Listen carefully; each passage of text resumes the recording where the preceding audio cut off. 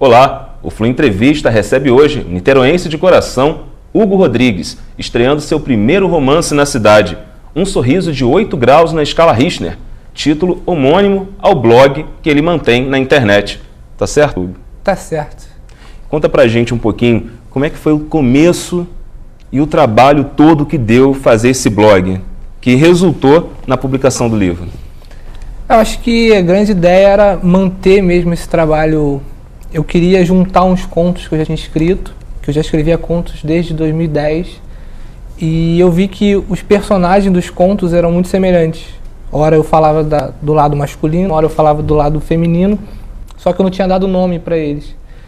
Eu resolvi juntar tudo isso, fazer um pack, falei, vou juntar e vou criar um blog, vou criar um folhetim para reunir, fazer uma coisa mais temporal ali. E resolvi colocar Um Sorriso de 8 Graus na Escala Richter, que é um nome enorme, mas acho que as pessoas, quando ouvem Um Sorriso de 8 Graus na Escala Richter, elas não esquecem nunca mais, assim, então... Já desperta. Já. É um sorriso potente, né? Um sorriso forte, como um furacão. E o começo desse trabalho, então, desde 2010, ele foi semanal. Você publicava um trecho, um pequeno capítulo a cada semana. Foi mais ou menos isso? A ideia começou mesmo quando eu sou colunista de 2 sites na internet, que são contos de relacionamento. Então, mesmo nesses contos que eu publicava nesses sites, eu já tinha uns personagens definidos, assim. Era sempre uma mesma mulher e era sempre o mesmo cara. Então, eu achei que tinha alguma coisa, tinha uma sinergia ali. Sinergia é uma palavra bonita, todo mundo adora falar sinergia. Então, tinha uma conexão ali. Falei, vou juntar e vou criar uma história literária com isso. E deu nisso. E o livro é lançado agora, no próximo dia 6. Dia 6, lá no Espaço 29, em Caraí, na Moreira César. Vai ser bonito. Vai ser junto com... Tem o sarau de poesia, que acontece lá semanalmente. E esse vai ser especial do Dia dos Namorados. Então, vai ser bem bonito. Legal. Bem, o livro, Um Sorriso de 8 Graus na Escala Richter, ele está disponível no Brasil pela internet, no site da editora Nit Press, que é nitpress.com.br. Então todos vocês podem adquirir o livro aqui do Hugo, além de também estar acompanhando ainda o blog. Você mantém o blog ainda? É um projeto a ser mantido? Com o lançamento do livro eu tive que parar um pouco o blog, até para não criar uma briga entre o público, né? Um público mais do impresso e outro público do blog. E atualmente eu estou escrevendo mais 2 livros. Que já vem a caminho. Eu não consigo mais pensar. Eu acabo criando histórias e eu tenho um segundo livro que vai ser lançado no final do ano, que o título deve ser Mulheres Malditas Maravilhas. Na mesma linha, na mesma construção? Não, esse vai ser uma pegada um pouco mais diferente. Eu vou continuar com romance, só que são várias histórias de amor num livro só. E pro próximo ano vai ser Na 10ª Nuvem, que é um título meio louco que eu criei e que é um livro mais com outro tom, com uma outra pegada, aí já não é um romance, aí já é mais uma história de vida. Mas voltando aqui, eu vou chamar o livro de Sorriso, porque ele já traz um sorriso na capa e é bem simpático. Eu percebi que existem algumas intervenções, né, musicais no livro, né? Inclusive o teatro mágico, era algo que a gente estava falando, que é muito trabalhada a questão poética. Sim. Qual a referência, qual a importância que isso teve na sua obra? Teatro mágico é genial, assim. Eu lembro, sei lá, quando eu tinha 17 anos, a primeira vez que eu ouvi O Anjo Mais Velho do Teatro Mágico, eu fiquei a noite inteira procurando todas as músicas. Eu acho o Fernando Anitelli um poeta absurdo, assim. De mão cheia, de fato. E eu gosto muito de ler, de saber a brincadeira de palavras que eles fazem. E para mim foi incrível, assim, eu consegui colocar um pouquinho do teatro mágico, um pouquinho do Só Enquanto Eu Respirar Vou Me Lembrar de Você no livro, assim. Eu tinha que fazer isso para mim, assim. Acho que foi um momento de registro poético. Foi. Para daqui a 80 anos eu ler o livro e falar assim, poxa, teatro mágico, lembra? Isso é demais, assim. E marcou. Agora, existem algumas outras referências musicais e poéticas na sua obra que contribuíram para você promover esse encontro? Acho que para escrever um livro, você tem que olhar para alguém e pensar assim, putz, esse cara está fazendo. E quando eu comecei a realmente pensar no livro real, que isso para mim sempre foi uma ideia utópica, assim, eu nunca achei que eu poderia escrever um livro. Então, eu estava lendo o Salinger, o Apanhador no Campo de Centeio, e que aquele livro é genial, assim. O livro ele é muito simples e às vezes quando você olha de fora um livro, você imagina que para escrever um livro você tem que só falar coisas incríveis. Em cada parágrafo você tem que ter uma frase foda. E não é, sabe? Você escreve um livro, você conta uma história e que essa história tem que ser boa. Então, eu lendo O Apanhador no Campo de Centeio, eu tive muito isso, de vários detalhes e ler aquela coisa muito simples. E tem um escritor gaúcho chamado Gabito Nunes, que ele é genial. Assim, então, foram duas referências muito boas que eu tive o prazer de me inspirar, de beber por ali, sabe? E no livro também existe uma passagem do mundo real. Sim. Pelo que a gente pode perceber, né, que aborda a questão de drogas e de que forma isso se relaciona nessa construção. O olhar da música, não um sexo, drogas e rock and roll, não, mas um olhar poético. Sim. Isso se combina nessa história? Sim, eu não saberia escrever algo que eu não acreditasse, assim. E eu não tenho nada contra os romances do século XX, da década de 20, de 30, só que é uma outra realidade. Hoje a realidade, o romance que eu escrevi, os personagens têm 20 anos, estão na faculdade e estão descobrindo novas formas e prazeres. Então, tem o lance do sexo, mas não é um livro pornográfico, e tem o lance das drogas, mas não é um livro de manifestação a favor das drogas. É um livro sobre dois jovens que estão se conhecendo e que estão se admirando ali intensamente e que não queriam aquilo de jeito nenhum, mas acabaram se conhecendo e se encantando. E rola uma contribuiçãozinha pessoal de atos da sua vida? Ou dá para abrir isso pra gente? Cara, eu acho que nenhum escritor consegue escrever algo que ele não viveu. Acho que é impossível isso. Você acaba levando a tua vida pessoal para tua obra, assim. Então, as pessoas perguntam: mas os personagens são reais? Eu falei: não, os personagens são reais. A história contada da forma que foi, não. Mas os personagens têm uma inspiração aqui, tem uma inspiração ali, e é difícil você não lembrar de uma menina quando você está escrevendo sobre uma menina. E é difícil não pensar no relacionamento quando você está escrevendo no relacionamento. Acho que tem muito disso, assim. Agora, quando você diz que publicar um livro, você demonstrou, né, ter visto uma certa dificuldade de publicar um primeiro livro. Foi por conta de ser uma publicação impressa numa era digital? Ou por ser uma questão totalmente utópica para você? Acho que um pouco dos dois, assim. Tem o distanciamento que você acaba tendo com os escritores, porque a maioria dos grandes escritores, quando você vai ver, eles já morreram. Então, assim, eu sou fascinado pelo Fante, pelo Bukowski, pelo Salinger. São escritores que já morreram, então você acaba criando um distanciamento. Eles viram seres imaginários. Então, quando você pensa em escrever um livro, você pensa: putz, primeiro tem que morrer para depois aquele livro ser famoso.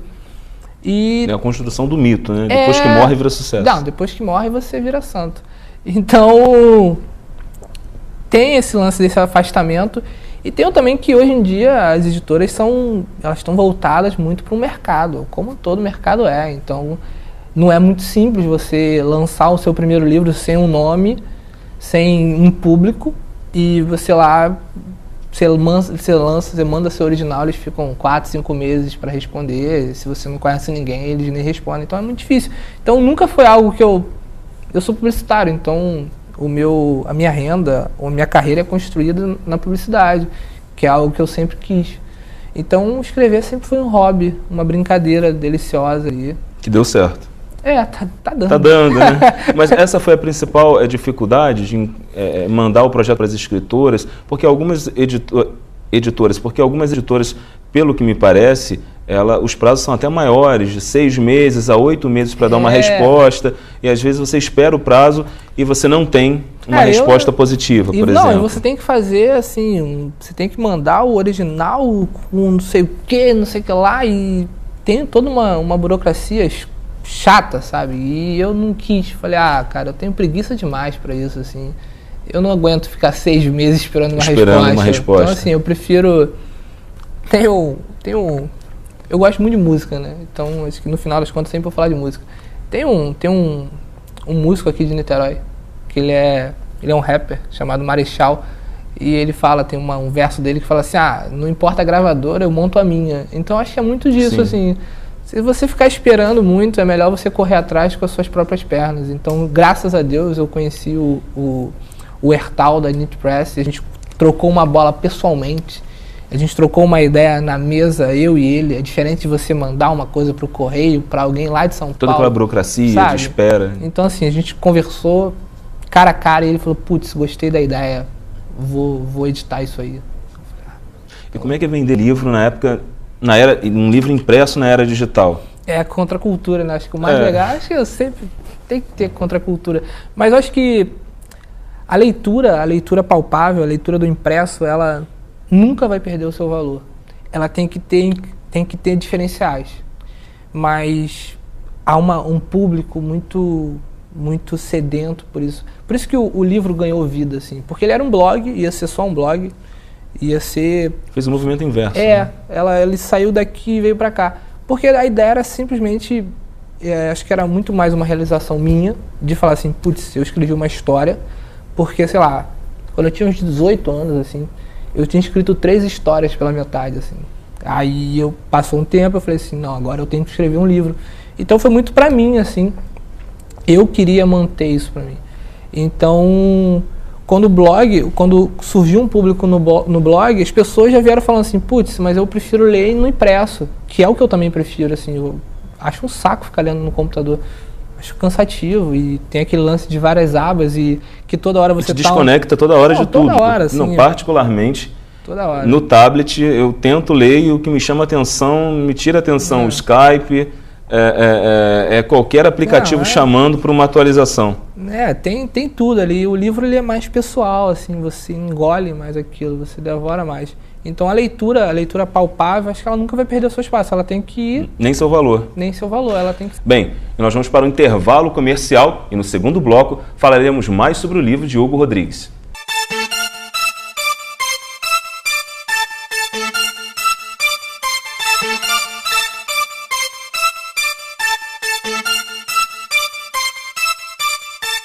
Estamos de volta com o Flu Entrevista, hoje recebendo Hugo Rodrigues, que é autor e lança seu primeiro romance na cidade de Niterói, Um Sorriso de 8 Graus na Escala Richter. Hugo, voltando aí ao início da nossa conversa, falando um pouquinho sobre o romance, como que foi o processo de criação, como que se dá e desenvolve essa história? Como a gente tinha conversado sobre a gente criar coisas pessoais... Então, eu tinha acabado de terminar o relacionamento e eu vi que você tem que terminar, você tem que sofrer para criar alguma coisa. Aí eu tinha terminado, então eu resolvi juntar isso aí. Eu vi que, como esses personagens, eles tinham algo para ser falado, então eu comecei a escrever. A ideia, a princípio, seria uma narrativa direta de um homem contando um relacionamento. Só que eu tenho uma veia... não sei porquê, talvez uma bissexualidade literária, de que quando eu vejo eu já estou escrevendo como mulher, como o pensamento de uma mulher. Então eu resolvi brincar, os capítulos são sempre a visão masculina e a visão feminina, sempre ele e ela narrando. Então esse casal ele se encontra numa cafeteria. Promovendo um diálogo durante todo o livro. Isso. Então esse casal ele se encontra numa cafeteria, ele indo ver um filme sozinho, fugindo de todas as pessoas, e ela fugindo de um relacionamento conturbado. E tem até uma frase do livro que diz, 2 fugitivos acabam virando comparsas. Então, quando eles se encontram, assim, eles conversam pedindo açúcar, café, um abraço, qualquer coisa. Então, ele surge daí, e vão marcando encontros durante 5 dias de relacionamento, coisas que a mulher faz ele mudar todos os planos dele, como toda mulher consegue fazer com os homens, e ele tentando se equilibrar ali naquele relacionamento. E no decorrer dessa história, o sofrimento é algo superável? Essa dor? Completamente, assim. Acho que o grande barato de você terminar um relacionamento é você saber que aquilo vai passar. Então, nessa história, eles terminam e eles voltam, e eles terminam e eles dizem que não vão mais se ver e voltam. Curando feridas da vida. Cara. E qual a característica, assim, principal, assim, mais da espinha dorsal, assim, dentro dessa sua bissexualidade literária, que você fez com que a narrativa feminina assumisse? Cara, eu não sei explicar porquê, assim. Eu não sei mesmo, assim. Milhões de pessoas me perguntam isso. Porque eu tenho contos escritos como mulher, assim, como trejeitos de mulher, como tudo. E quando as pessoas olham meu nome embaixo, eles falam assim, putz, esse menino é gay. Assim, ele não pode ser heterossexual. Com tanta sensibilidade. Eu digo, eu fui criado... Dei uma porrada aqui. A gente edita. Eu fui criado com 4 gerações de mulher na minha casa, assim. Tinha minha bisavó, a minha avó, a minha tia e a minha irmã. E eu, de homem, ali, sofrendo. Um grande laboratório para você. Total, assim. Esses dias eu até conversei com uma menina e eu falei, cara, era enlouquecer ou aprender, assim. Eu tinha essas 2 escolhas. Então eu fui aprendendo um pouco das mulheres. Eu acho que eu sou o irmão caçula. E eu tenho uma irmã mais velha, então você acaba olhando e se preocupando mais com ela, como uma mulher, assim, de uma outra forma. E eu cresci ouvindo os meus amigos falar que a minha irmã era bonita, que era aquilo, e eu falava assim, putz, isso tá errado, cara. E eu tô com ciúme disso, então eu não vou fazer isso. Né? Eu não vou fazer isso com a irmã dos outros, assim. Então acho que isso tornou um relacionamento mais íntimo que eu tenho com a mulher, assim. Então, quando eu vejo, eu já estou escrevendo o lado feminino.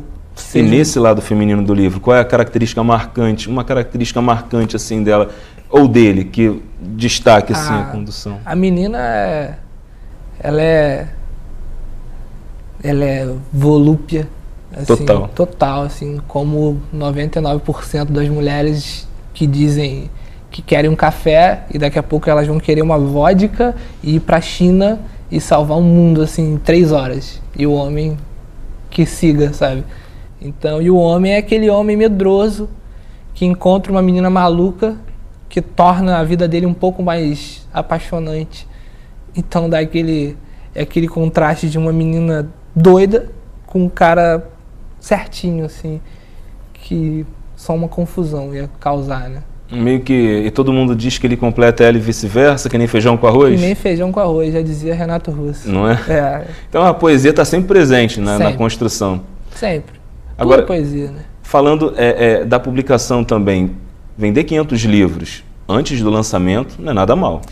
Cara, não é, né? E, assim, foi uma coisa que me assustou completamente, assim, porque quando você faz um trabalho que expõe ao público, você pode ser o cara mais foda do mundo, mas se você não tiver aquele friozinho na barriga, você não é nada, você tá morto. Então eu nunca imaginei que uma pessoa pudesse comprar, assim, e quando eu comecei a ver os comentários de pessoas que estavam chateadas que o livro não chegava e aquela ansiedade, eu falei, caramba, uma menina de Manaus que está querendo meu livro. Região Norte, como chegou lá? Sabe, e você acompanha ali as estatísticas e vou ter um lançamento agora aqui em Niterói, que deveria ser o primeiro lugar, que é a minha cidade, é onde eu vivo, são onde estão os meus amigos.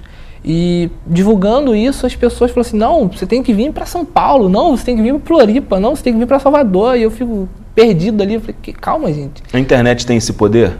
Completamente, assim, e eu sou totalmente a favor da internet, totalmente a favor do diálogo, assim, eu tento ao máximo criar mais canais de comunicação mesmo, porque, cara, você é um ser humano, assim, se você for escrever sobre ser humano, que você converse com ser humanos, então eu tenho que ter essa gama de gente ali para eu poder ter alguma história para contar.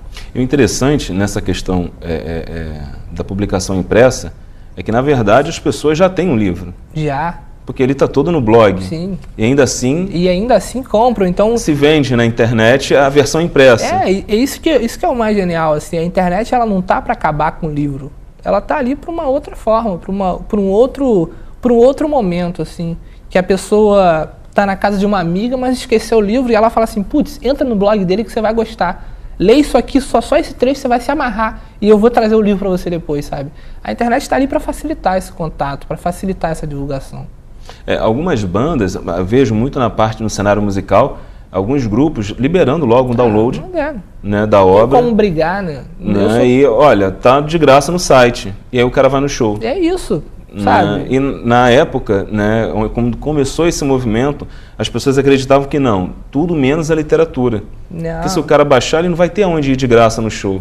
E aí a gente vê que total, as pessoas consomem a ideia digital e querem o palpável, porque a realização material de um trabalho é mais ou menos isso? Para ter ali para ela, assim, para poder carregar debaixo do braço e para reforçar aquela imagem, porque eu desafio as pessoas a lerem um livro, gostar do livro e não ler de novo, sabe? Então as pessoas vão querer ler numa viagem, as pessoas vão querer ler indo para o trabalho e tá ali folheando e tá fazendo anotação em cima e tá sentindo aquele cheiro de papel. É isso. Agora, dentro dessa narrativa dos dois personagens, existem também o seu diálogo dentro da história, sua participação. Sim. Você conseguiu... Isso é dividido em 3? Ou é uma trissexualidade literária que você exerce nessa... Quase uma homenagem a Troá literário. Acho que eu me coloquei pensando como a mulher e como homem, e era um pouquinho de mulher e um pouquinho de Hugo, e um pouquinho de homem e um pouquinho de Hugo ali, e tentando dar um jeito de que aquela história tivesse um sentido, que eu acho que é o mais difícil, você criar uma história, começo, meio e fim, e você ter um sentido para aquilo. O sentido é o amor? O sentido é a poesia é tudo. Reproduz tudo? Tudo, assim, tudo é poesia, até o que não é. E o final, o telespectador, o leitor, ele encontra um final. É lógico que a gente não pode dar o gostinho né, final do livro. A pessoa tem que ou acompanhar na internet, lendo, ou então comprar o livro. Mas o final, o amor está presente também no final, nessa construção? Ou são dois fugitivos correndo, como você falou, a vida inteira e se encontrando e se batendo? Cara, acho que o final é real, assim. Eu quis fazer o final mais real possível. Então, o final é real. Acho que o mais legal é isso. O final é o que acontece quando o relacionamento tem muita intensidade, assim. Seja pro bom ou ruim. O final tá no site da Nietzsche Press, que você pode adquirir o livro, principalmente, conhecer esse final, ou acessar o blog e também fazer a compilação de todas as publicações já antigas do Hugo. Mas, Hugo, nós falamos de publicação na internet, desse movimento contrário, que foi o que você percorreu. Geralmente as pessoas saem de um impresso e vão para o digital. Você fez o contrário. E antes de ter o lançamento, aqui na cidade de Niterói, 500 exemplares vendidos. Isso já facilita e já abre uma perspectiva para um próximo exemplar, para uma próxima edição, para uma próxima história?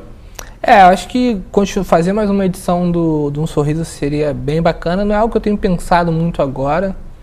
E estou pensando realmente corta isso. Estou pensando realmente nesses novos projetos que estou terminando um livro chamado Mulheres Malditas Maravilhas, que é para o final desse ano ainda. As mulheres estão sempre presentes, então. A mulher, cara, mulher move tudo, assim. Mulher é tudo. Tem esses dias, a mulher é tão bom que tem homem que gosta de mulher, tem homem que quer ser mulher. Atende a todos os segmentos, talvez. A mulher tem a capacidade de fazer você ter vida, você viver e você perder uma vida por ela. Assim. Mulher é genial. E quando a gente tem esse movimento, você já tem estabelecido aí região norte, como é que está essa agenda? Você me falou, olha, tem gente da região norte me pedindo. Vai sair lançando o livro pelo Brasil?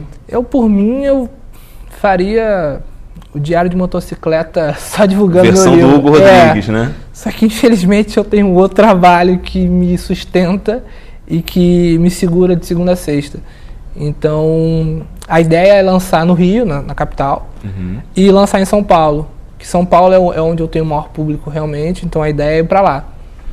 Para o futuro, eu não sei o que me reserva. Os encontros do fugitivo. Dos fugitivos vai dizer. Então. Exato. Então, Hugo, convida o nosso telespectador para estar aí no lançamento, no dia 6, aqui em Niterói. A câmera é sua aí para estar convidando. Eu nunca me senti assim, parecendo que eu estou fazendo 15 anos e convidando as pessoas para o meu baile. Mas no dia 6, na quinta-feira, a partir das 19 horas, lá no Espaço 29, no comecinho da Moreira César, vai ter uma noite de poesia lá. Espero que todo mundo compareça.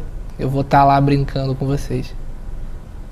Bem, a gente agradece a presença do Hugo. Hugo, muito obrigado e parabéns por toda a sensibilidade musical, poética e literária, que com certeza, para quem está em Niterói e no Rio, vai ao lançamento, e para quem está por todo o Brasil, nitpress.com.br, para poder adquirir o livro. O Flu Entrevista ele fica por aqui e na próxima edição traremos mais um convidado especial. Um grande abraço.